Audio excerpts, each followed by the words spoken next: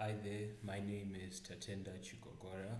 I am currently a second year law student at the University of Pretoria, and I'm interested in working as a customer experience associate for Jobox.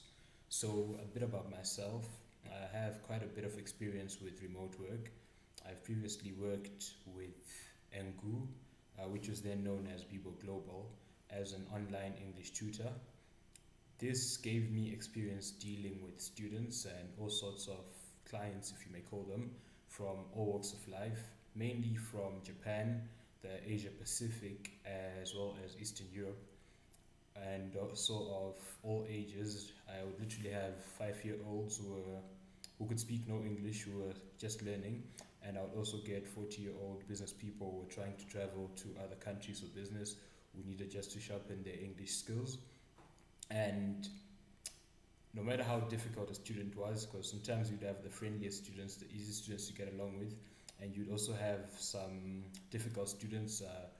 No matter how difficult they were, I had to learn to deal with them in a calm way, in a friendly way, and with respect. And I would say I did this quite well because I had quite a lot of returning students. So, as an online English tutor, your rate of success is determined by how many of your students come back, not how many new students you get. So, I had the majority of my students returned for more lessons week after week, as well as many new students due to the referrals I got from my existing students.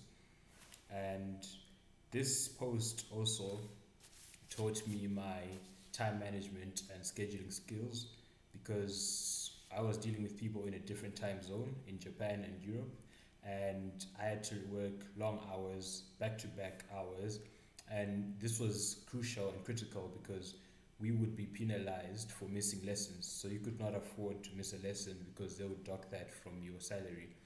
It also taught me to think on my feet and to think on my own basically because there was no teacher support during our lessons. So a student could ask you a very difficult question. You can't turn to anyone. You have to think for yourself and come up with an answer. And this is one of the things I did quite well.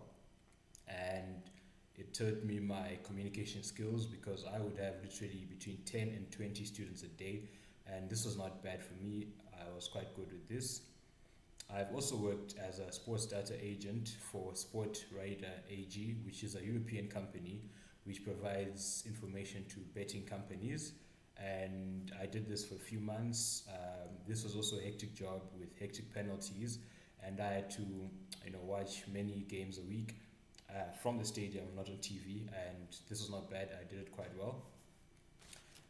The last book I read is actually this book over here, which is Ministry of Crime by Mandy Wiener, which was first published in 2018. This book explores South Africa's criminal underworld. It explores the influence of foreign criminals on South Africa's criminal underworld and the influence of South African gangsters on the international criminal underworld, if you may call it that. This book has everything from drug cartels, armed syndicates, hitmen, high profile murders, the works. It's a very good book which I would recommend. It allowed me literally to travel, mentally that is, from South Africa to the Czech Republic to China to Nigeria, across the world. Gives you an insight. I mean, I've never been a fan of Mandy Wiener's books, but this changed my mind about her books. I'm actually now a very big fan of her work, and I would recommend this book to anyone who is interested in crime, in autobiographies, and not so much in fiction, but in real life events, real life stories. So I definitely would recommend the book. Interesting background on why I read this book. It was because I fell in love with criminology during my first year at the University of Pretoria, and even though I didn't read this book for school, it did give me quite an insight into criminology. Thank you.